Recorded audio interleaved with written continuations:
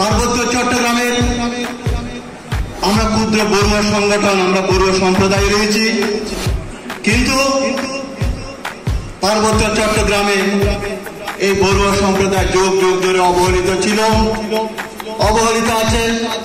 সেটা থেকে আমরা কিভাবে পরিত্রাণ পেতে পারি? আমরা কারোর সাথে মিশতে পারি না। আমরা পাহাড়ি সম্প্রদায় রয়েছেন, ওনারা মনে করে আমরা বাঙালি, আর বাঙালি সম্প্রদায় যারা রয়েছেন তারা মনে করে আমরা বৌদ্ধ ধর্মাবলম্বী। আমরা কারোর সাথে মিশতে পারি না। কেন পারি না? সেটা আজকে থেকে এই পার্বত্য সৃষ্টি লগ্ন থেকে বড়ুয়া সম্প্রদায় পার্বত্য চট্টগ্রাম অবস্থান করছে। আমাদের কোনো পার্টিসিপেট নাই, আমাদের কোনো কোটা নেই, আমরা কোনো কাজে আমরা সম্পৃক্ত হতে পারি না।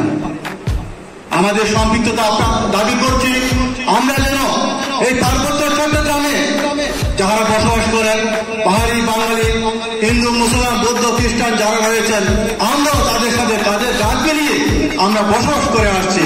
আমাদেরও এই দাবিগুলো আপনারা মনে রাখবেন।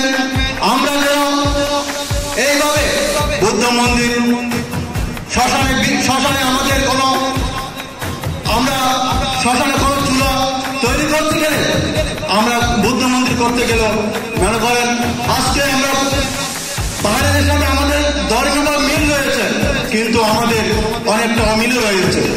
আমরা অনেক সময় মারমাদের ভাষাও বুঝি না, চাঁদবাদের ভাষাও বুঝলেও আমরা আমাদের নিজেদের মতো করে আমরা আমাদের ধর্মীয় চর্চা করতে পারি না।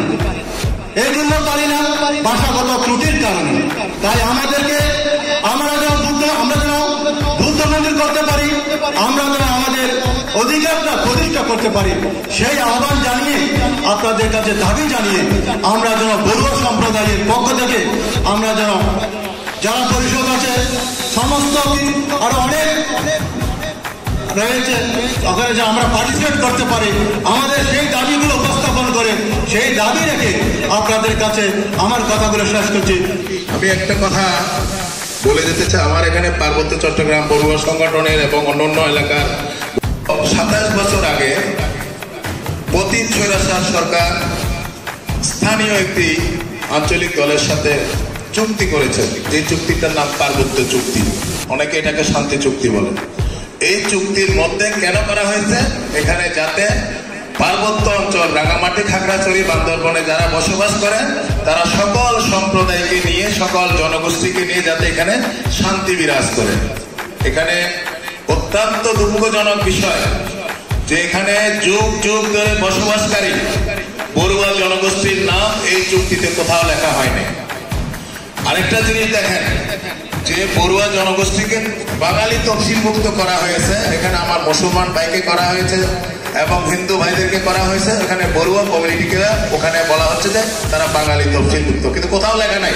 পার্বত্য চুক্তি আপনি করেছেন, পার্বত্য চট্টগ্রামে বসবাসরত একটা জনগোষ্ঠীকে আপনি এখানে আপনার তালিকায় নিলেন না, কোথাও লেখা নাই।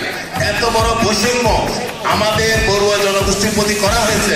আমি মনে করি যে এই অশান্তি চুক্তি এটা খুব কম সময়ের মধ্যে পরিবর্তন সংশোধন। বৌদ্ধ কল্যাণ ট্রাস্ট রয়েছে, এই ট্রাস্টের মধ্যে কিন্তু একজন বড়ুয়া, একজন চাকমা, একজন মারমা, একজন তঞ্চঙ্গা, একজন রাখাইন এভাবে রাখা যেত, হয়তো তারা রাখেন নাই।